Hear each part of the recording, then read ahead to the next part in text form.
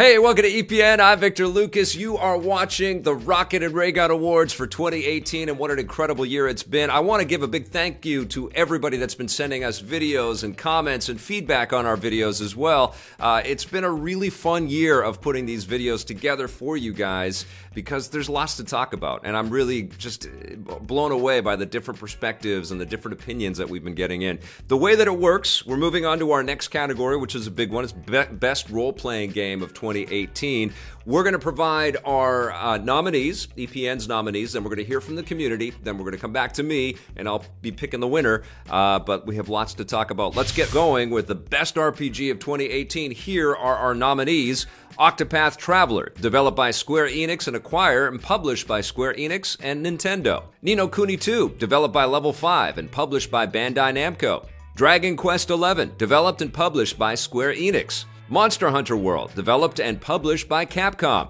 Moonlighter, developed by Digital Sun and published by 11-Bit Studios. All right, I've got my winner. I'm going to tell you guys what that is in a second, but first let's hear from our fans and our friends.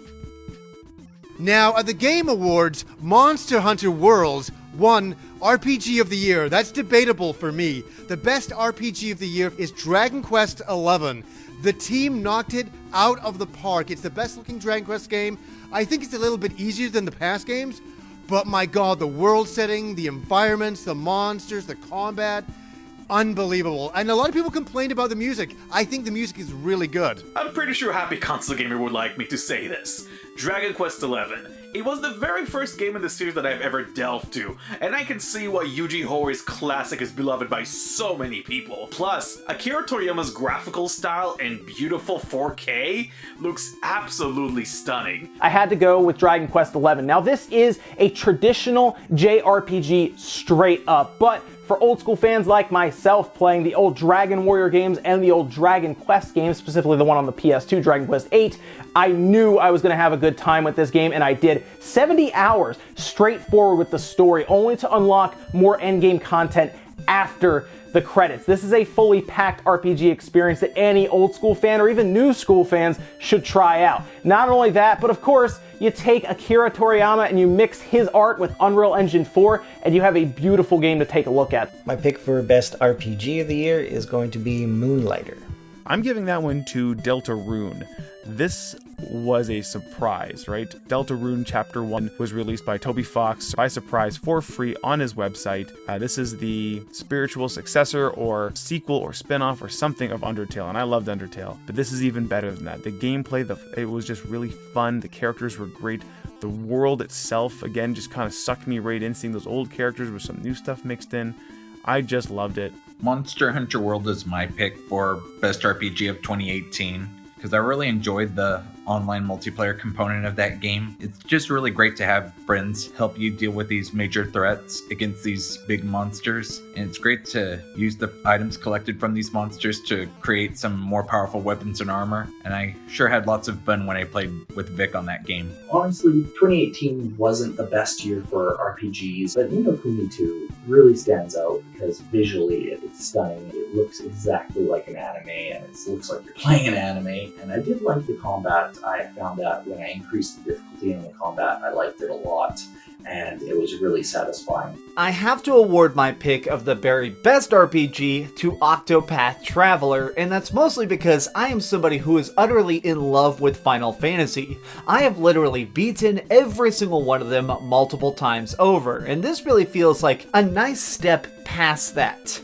Yes, in many ways it feels like a sequel to Final Fantasy VI, but it's also something that just manages to have a really great combat system, some cool chances to have great side quests, and a lot of different secrets. I really like an RPG nowadays that can constantly surprise me even 80 hours into the adventure, and this one really manages to encapsulate that and give it all a really charming look simultaneously. I recently stated that I didn't really get into RPGs until I got old. You could see with my gray beard, but now I'm playing as many as possible. But my 2018 RPG of the year goes to Dragon Quest XI.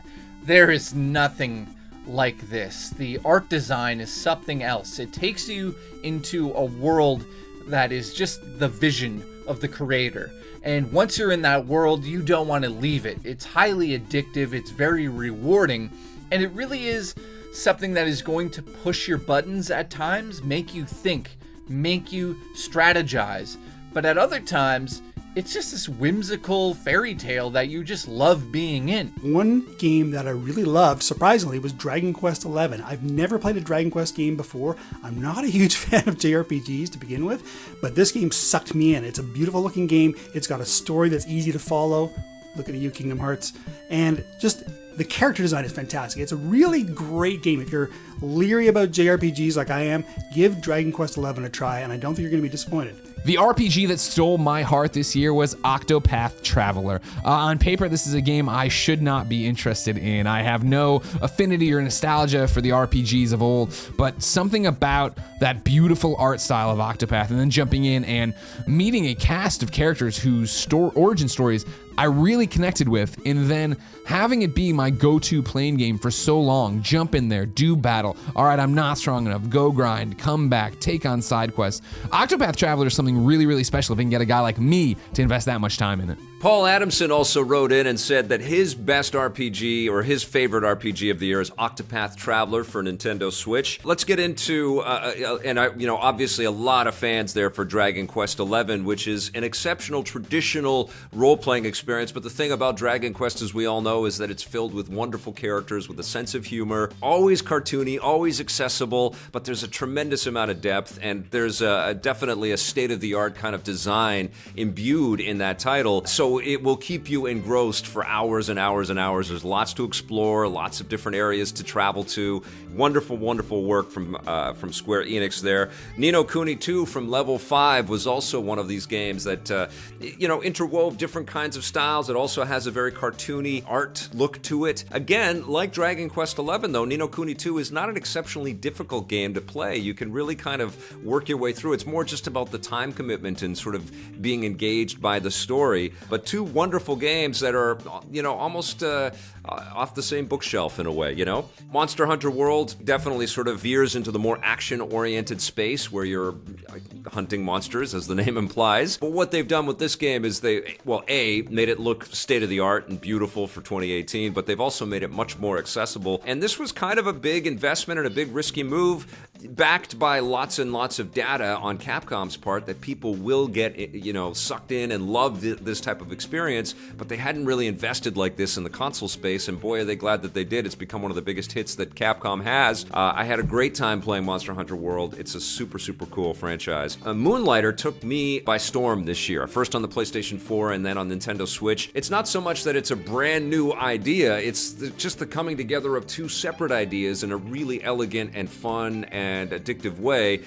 Hunting and adventuring and getting into hack and slash types of battles with enemies converged with selling the wares that you pick up as you're navigating through these treacherous dungeons, and it was just so smart. You felt connected to your village and to the people that would be your customers, and then you sort of felt like, okay, well, I've got to go and be a hero, but I've also got to run my business well, and you got to get as deep as you can into these dungeons. It's a really, really fun hook, and I love this game. That leaves Octopath Traveler, and that is my choice for Best RPG of 2019. And I know that a lot of hardcores out there, I've had this conversation with my friend Johnny Millennium, he felt like the story was derivative in Octopath Traveler, or something that we've seen many times before. But for me, what brought me into Octopath Traveler was that it really honored where I was first introduced to Japanese RPGs, which was on the Super Nintendo and Final Fantasy III. This felt like just like a fishing hook that brought me right back to that time, and all of the ways that I would imagine my experience of playing Final Fantasy III, which was, as we all know, really Final Fantasy VI in Japan. It really took me back, and it blew my mind, because when I played Final Fantasy III, when I saw all those graphics on screen, in my mind, they looked like what Octopath Traveler looks like in 2018. Everything was popping off the screen, and all of the backgrounds were just so intricately detailed and so ornate. And that's what I saw when I was playing Octopath Traveler. I don't think they planned for this thing to be the runaway hit that it became, but it was an incredibly important title for the platform, for the companies, and for us as players with a nostalgic streak in us, which games constantly tap into. And I think Octopath Traveler hit on all of those different levels. and it was just an exceptional escape. I just love this game, and that's why I am picking Octopath Traveler as the best RPG of 2018, and man, was this a hard category.